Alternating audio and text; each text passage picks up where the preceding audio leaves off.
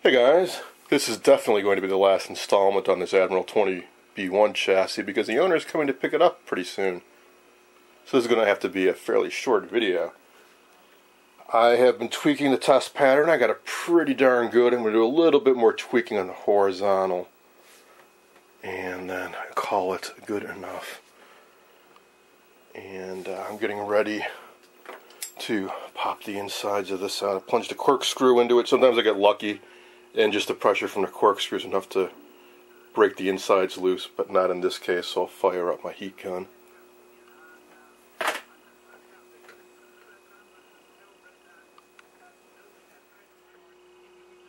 There's very tight quarters around that capacitor between the high voltage cage and the yoke support and the tubes and so on, so it's not the neatest job in the world, but boy, that stuff really does hold on there well. I mean, I can rock this whole chassis back and forth just by putting some pressure on that can, so that's not going anywhere anytime soon. Now, one other thing I've been putting off for a while is to rewire the pilot light. Show it here on the schematic. I can find it again. Yeah, here we go. So it's on the lower chassis, so where's the tube filaments in parallel? That thing right there, it's a number 47 bulb, right in parallel with them. So the two wires originally, they went there and there, pins 2 and 7 on the 6K6 tube. So cut a couple lengths of wire. I just happen to have red and black, but the polarity is irrelevant because it's AC. So thread these two wires through, strip the ends, solder them to those tube lugs, and it should be ready to reinstall in the cabinet.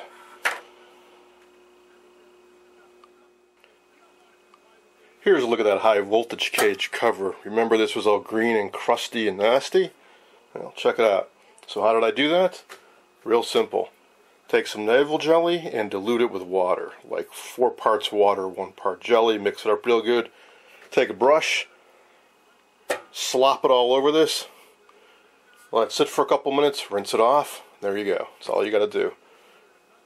The acids in here, I think it's just phosphoric acid, whatever, does a real nice job of cleaning off that cadmium oxide and sulfide. That's what that greenish, whitish stuff is. It's cadmium oxide and sulfide. And, of course, you know, dirt and whatever else is baked on there.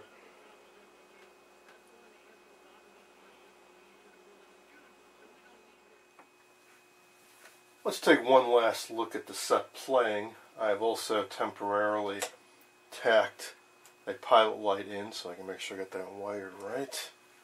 So here we go. Yep, that's working properly.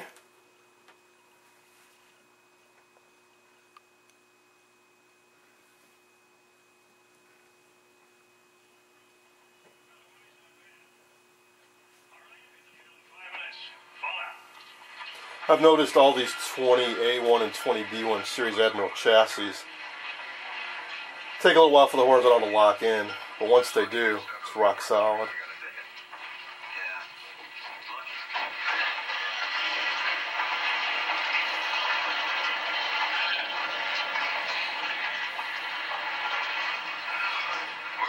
Now, some of you have commented that the screen sometimes looks funky in my YouTube videos. That's from my camera not interpreting what's on the screen right, or the frame rates being out of sync or something like that. So I'm going to record a little bit with this camera and then switch to my Galaxy S4 phone and see if that's any better.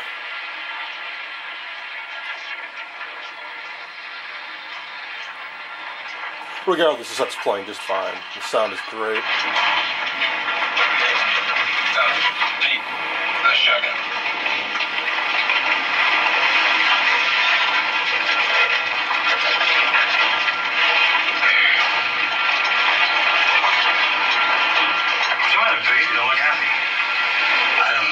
I just got a feeling it's going to be one of those days.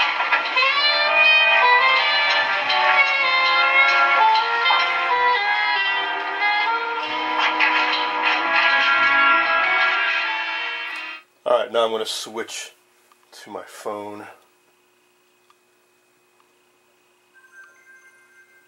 8:30 Central on MeTV.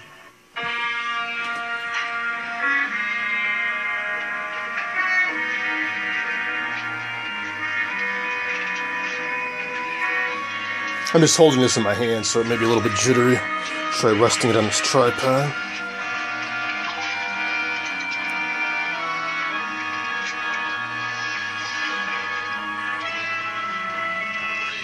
So whichever one of these comes out looking better, I'll try to use it for from now on when I show these sets operating. Alright, so that is going to be it for the restoration of this Admiral 20B1 chassis. I hope you enjoyed it.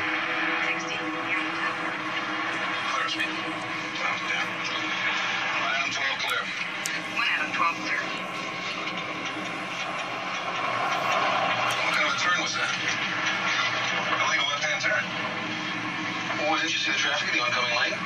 Yeah, that's not good driving. There's plenty of clearance. But you cut it pretty close. Are you nervous or something?